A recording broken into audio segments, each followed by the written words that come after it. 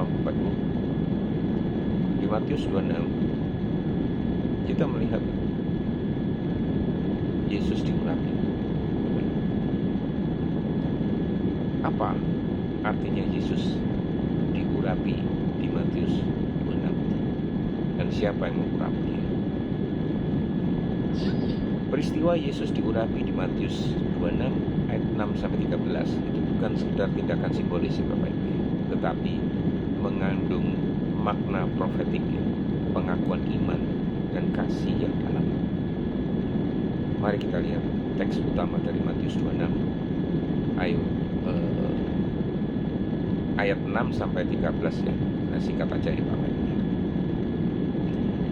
Ketika Yesus berada di Betania di rumah Simon si Kusta, datanglah seorang perempuan kepadanya dengan membawa sebuah buri-buri pualam berisi minyak yang mahal harganya, ya.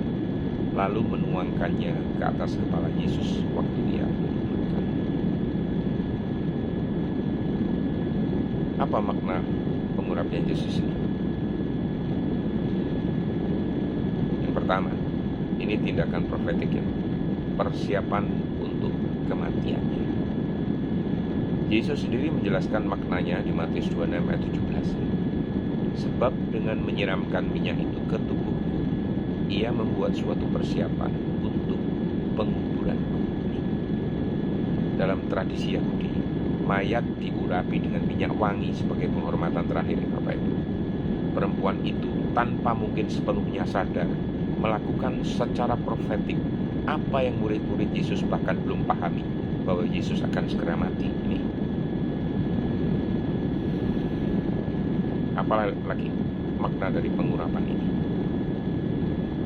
Tindakan kasih dan pengabdian yang umum, ya. Perempuan ini yang dikenal sebagai Maria, ya, saudara Marta dan Lazarus, dalam Yohanes 12 ayat 3, itu memberikan sesuatu yang sangat berharga. Apa itu? Minyak narwastu yang nilainya setara dengan gaji 1 tahun kerja, ya. Ini bisa Bapak Ibu lihat di Markus 14 ayat 5. Kalau Bapak Ibu gajinya 5 juta, minyak narwastu itu nilainya 60 juta, Bapak Ibu. Dia tidak berbicara banyak, tetapi tindakannya menyuarakan iman, kasih, dan penghormatan yang terdalam. Ia melanggar norma sosial, datang sebagai perempuan ke perjamuan pria, dan melakukan tindakan yang dianggap berani, Bapak. Yesus menyebutnya sebagai perbuatan yang indah ini. Ia telah melakukan suatu perbuatan yang baik kepadaku, dikatakannya di dalam Matius 26 ayat 10 ini. Apalagi makna dari pengurapan ini? Tindakan iman dan penyembahan ini. Maria mengakui Yesus sebagai Mesias, yang artinya itu yang diurapi, dan raja di dalam perjanjian lama. Raja-raja dan imam-imam diurapi sebagai lambang pemilihan Allah itu. Itu tradisinya, ya.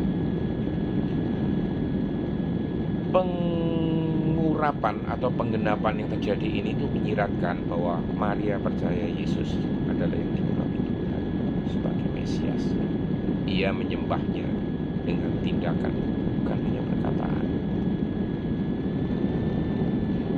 Lagi makna daripada pengurapan itu, ya. Ini jelas kontras dengan para murid dan Yudas, ya. Kalau murid-murid itu mencela tindakan Maria sebagai pemborosan, ya, di ayat 8, ya. Yudas setelah peristiwa ini itu memutuskan untuk mengkhianati Yesus. Justru itu yang terjadi di ayat 14-16. Maria memberi segala yang ia miliki itu Yesus, sementara Yudas menjual Yesus demi uang. Pengurapan ini mengungkapkan hati yang mengasihi dan hati yang mengkhianati. Aplikasi rohaninya bagi kita sekarang begini. Gimana? Ini sebagai kesimpulan aplikasinya. Pertama, kasih yang murni kepada Kristus itu mahal harganya. Tidak boleh cukup dengan 5 kali 12, 60 juta, Bapak Ibu. Jelas, tidak selalu dipahami orang lain. Tidak selalu terlihat efisien secara logika manusianya. Tapi Yesus menghargainya secara kekal.